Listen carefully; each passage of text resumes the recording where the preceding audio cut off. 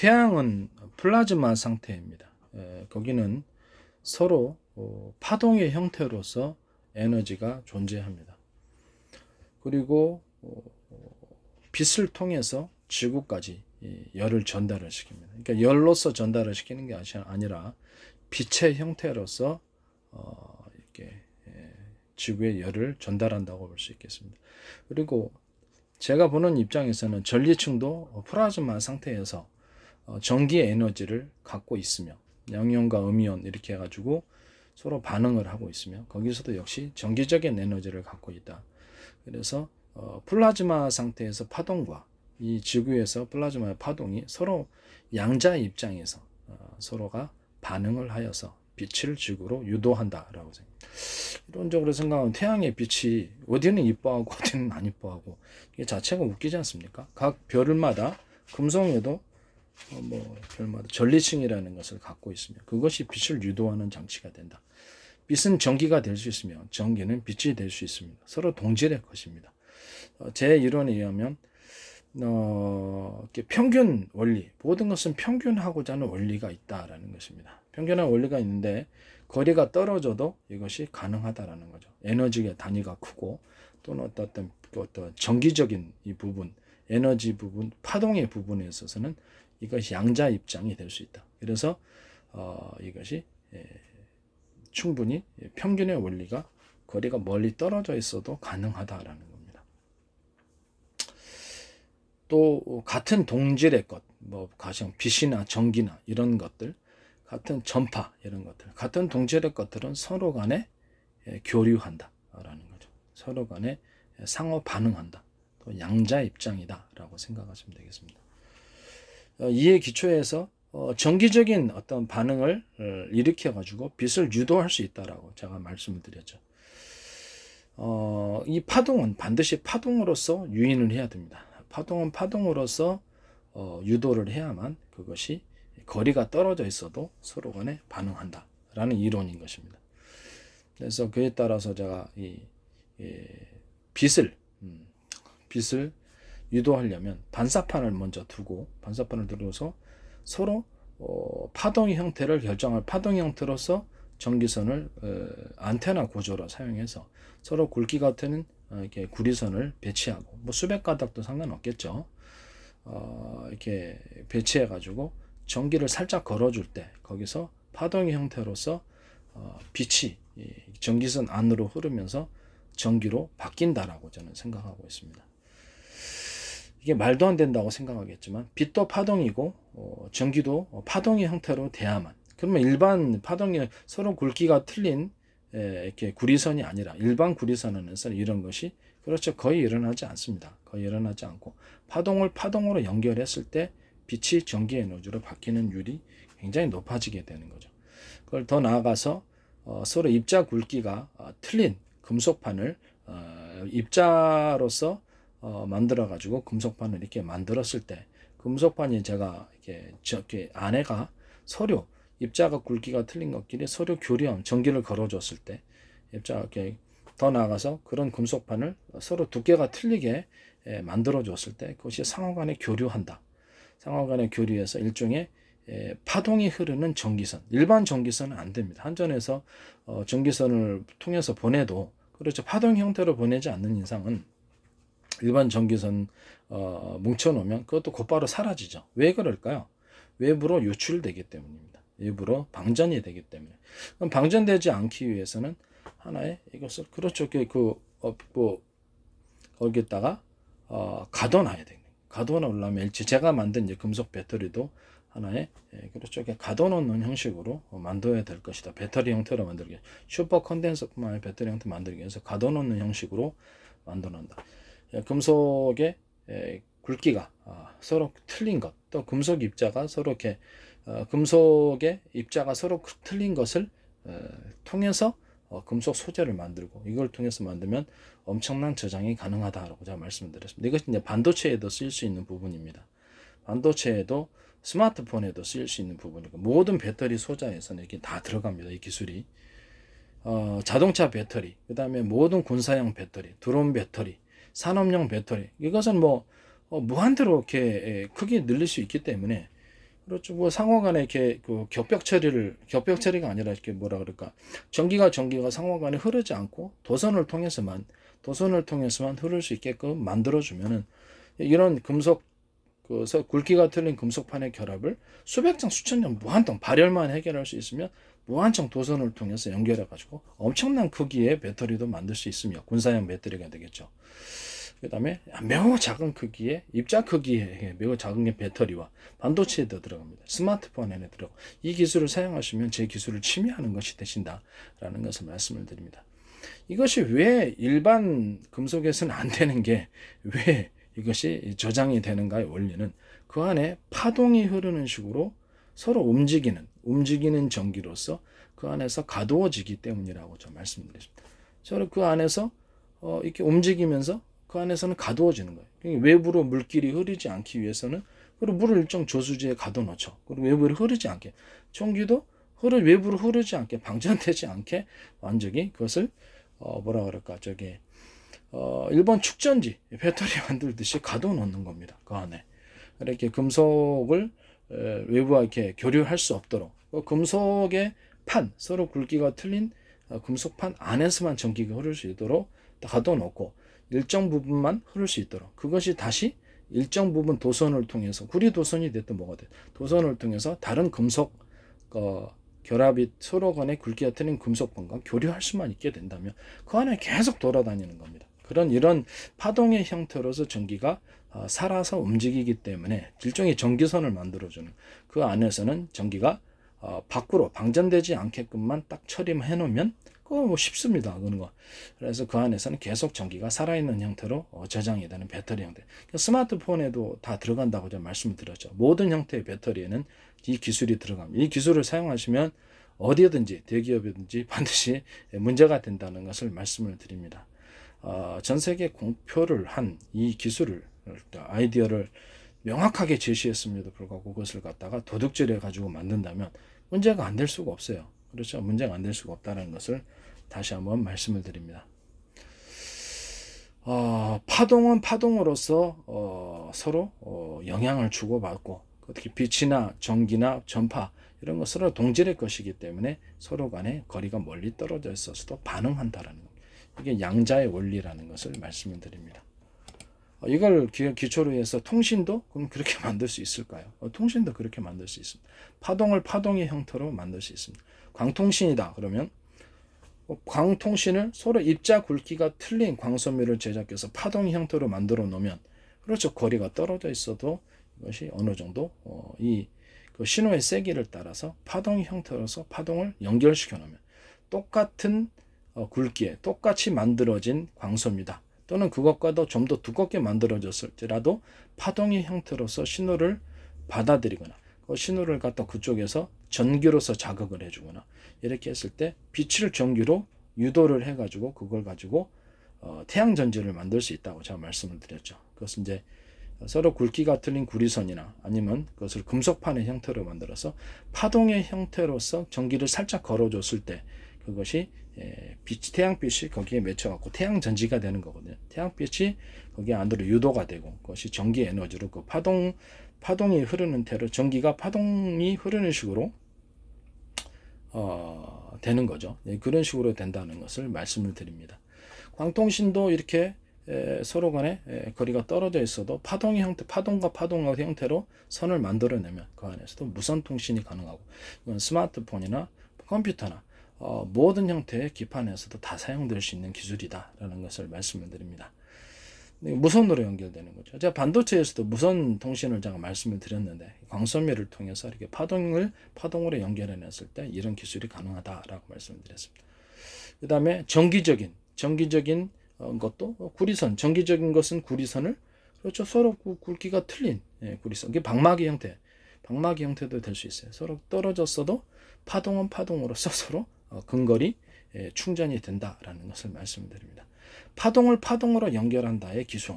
이것이 이제 통신, 신호적인 전송 또는 무선 전송이 또는 정기적인 무선 전송의 원리가 되겠다라는 것을 말씀드립니다. 위성에서 지상으로 이렇게 송전할 때나 여기서 지상에서 드론이나 비행체에다 전기를 충전할 때나 이렇게 다 가능하다는 것을 말씀을 드립니다. 비행체에서도 가능하고 멀리 떨어진 곳에서도 이렇게 충전이 가능하다는 것을 말씀을 드립니다.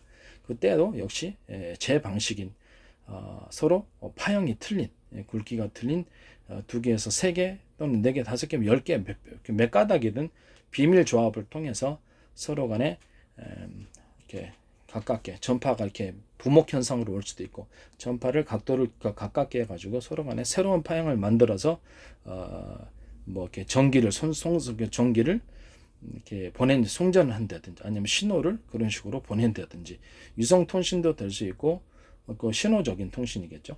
그다음에 하나는 정기적인 송수신이 가능하다는 것을 말씀을 드립니다. 파동을 파동으로 연결한다는 거죠.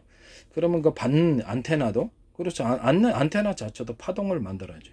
서로 굵기가 틀린 구리선을 그대로 또는 또 금속판을 가지고 파동을 파동으로서 받아들이는 그런 형태가 되겠습니다.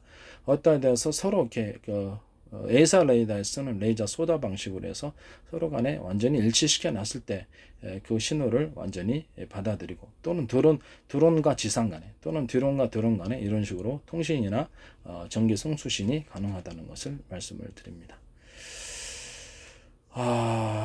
제가 평균 논리를 말씀을 드렸습니다만은 이것이 평균 논리 전체적인 큰 카테고리 안에서는 평균의 원리에 속합니다. 서로 거리가 떨어져 있어도 동질의 것, 빛, 전기, 전파 이런 것들은 서로 교류할 수 있습니다. 양자 입장에서 서로 간에 파동을 파동으로 연결했을 때 거리에 상관없이 그것이 송수신이 가능하다.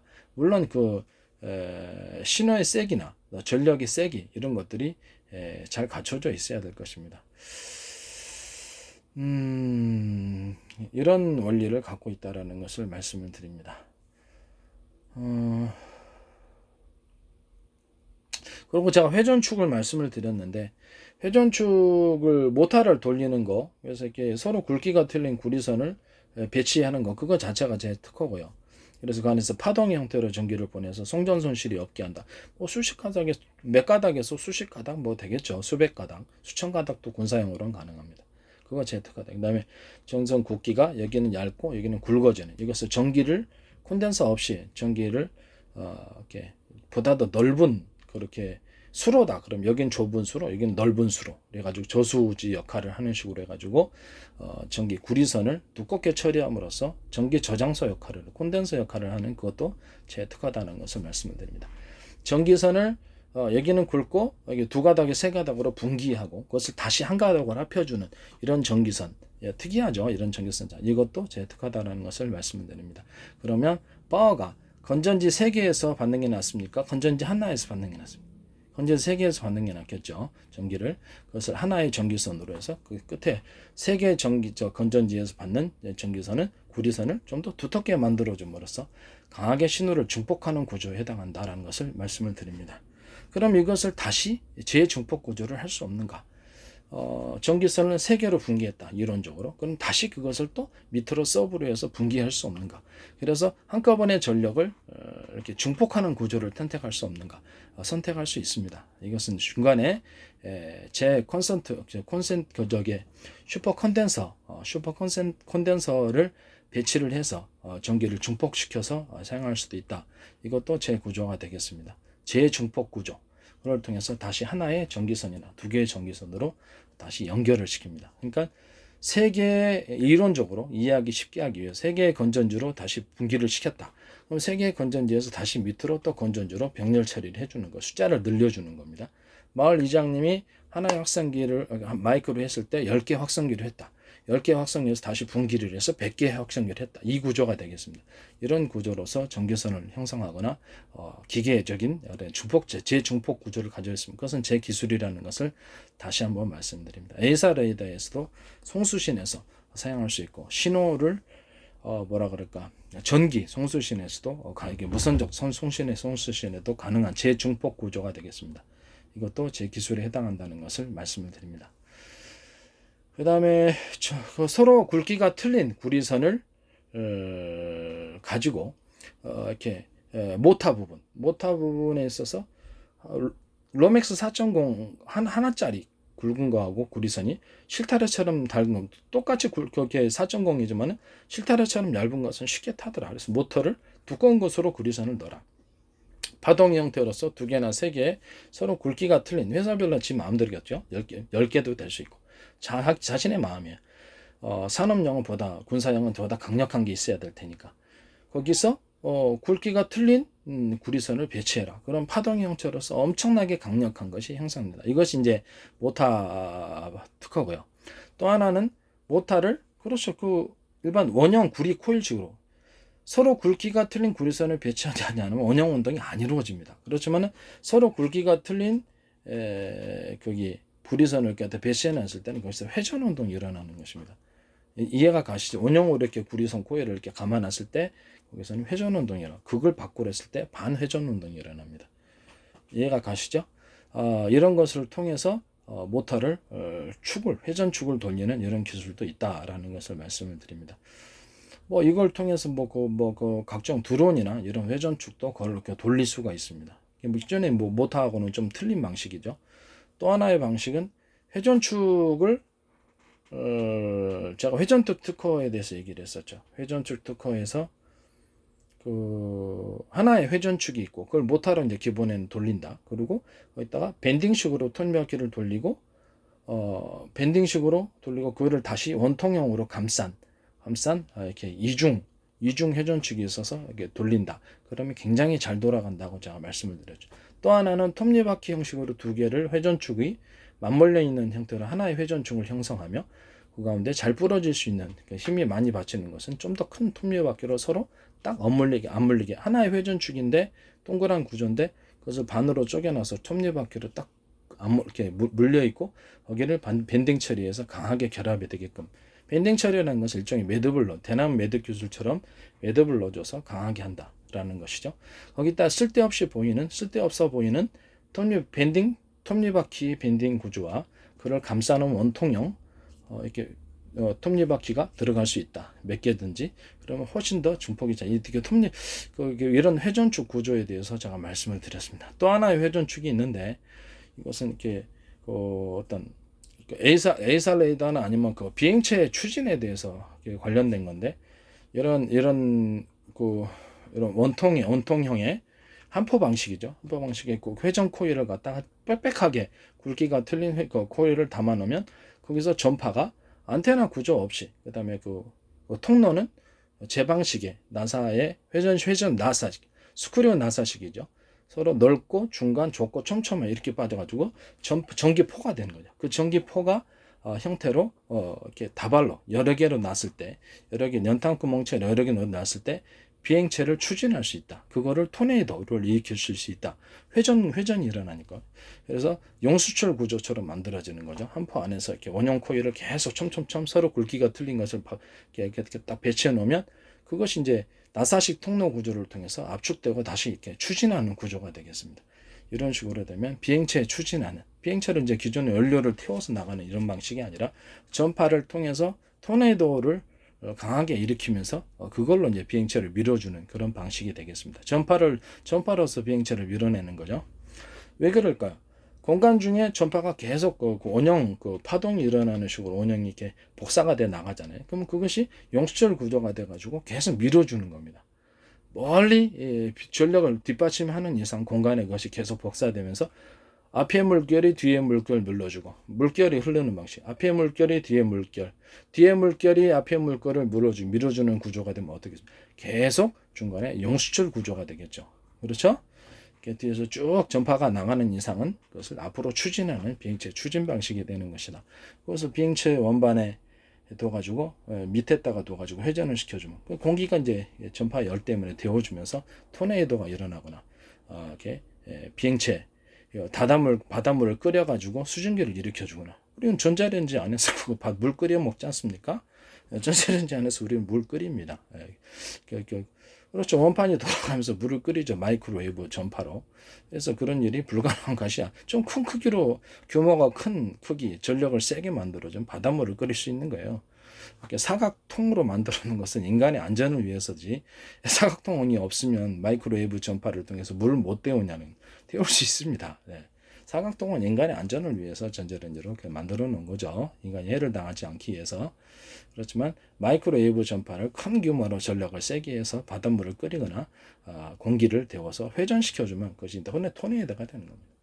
하나의 방식은 원반형에서 마이크로웨이브를 가지고 열줄기를 쏜다고 합시다. 이렇게 피피피피 돌려갖고 마이크로웨이브를 돌아가는 식으로 해봅시다. 그러면 밑에 공기가 데워집니까? 안 됩니까? 마이크로웨이브는 열을 동반하고 있습니다. 그리고 제 방식인 그 서로 파형이 틀린 전파를 갖다가 3가닥이나 4가닥, 5가닥 또는 뭐 회사 마음이겠죠. 몇 가닥을 하든지 간에 부목 현상 더 강하게 회전이 들어가게 되는 거예요. 그러면 강한 토네이도 현상과 바닷물에 떠뜨리면 바닷물이 끌어올리면서 수증기를 일으켜서 폭풍우를 만들 수 있겠죠. 예, 그런 방식이 되겠습니다. 지각했다 쏘면 지각했다고 쏘면 지각을 통과를 하는 거죠. 전파는. 그래서 마금마층을 데워서 지진을 일으킬 수 있는 원리가 되는 것입니다. 별로 어렵지 않습니다. 네. 열을 전달하는 거죠. 마그마층에. 우리는 전자레인지를 가지고 실생활 속에서 사용하고 있습니다. 없는 기술을 이걸 이제 규모를 크게 만들어 놓은 게 가능하다는 거죠. 그래서 그걸 토네이도를 일으키는 방식을 통해서 비행체를 추진하는 이런 방식도 될 수 있다. 제가 뭐 엉터리가 아닙니다. 네. 그리고 회전축 얘기하면서 여기까지 왔는데 제 기술 일부러 언급하는 겁니다. 회전체를 안쪽에 회전체가 있다. 안쪽 회전체만 돌아가는 겁니다. 이 돌리기 위해서 뒤에서 모터를 식으로 돌려도 되고요. 모터가 뭐 이렇게 기존의 모터였다가 제 구리선 서로 굵기가 틀린 모터로 돌려도 되고 원형 코일을 서로 굵기가 틀린 원형 코일을 칭칭칭 감아가지고 회전 운동을 만들어서 연결 구조로 해서 기계 회전축을 만들어도 된다 그랬죠. 회전축을 돌려도. 그러면 이번에는 또 다른 방식으로 이 통 안에 원형 코일을 굵기가 틀린 원형 코일을 담고 그 안에 회전축을 넣는 구조입니다. 그러면 이 안에는 이 회전축에는 서로 두 선이 연결되지 않는 구리선을 인위적으로 굵기가 든 구리선을 감아줍니다. 왜 그럴까요? 서로 구리선끼리 연결되게 하기 위해서입니다.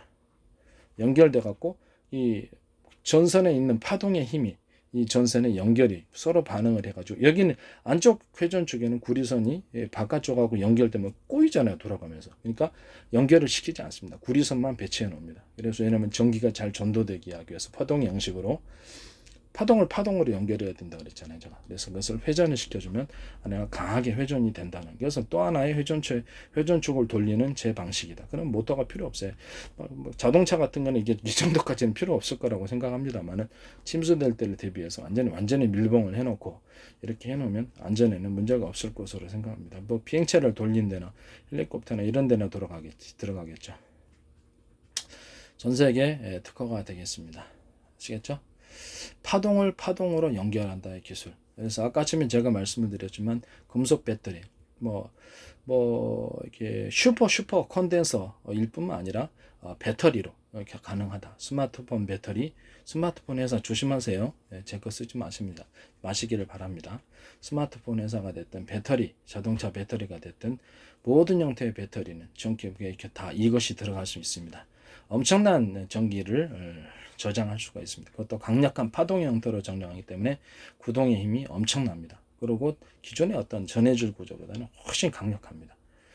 다시 한번 이것을 쓰시면 안 된다는 것을 다시 한번 말씀을 드립니다.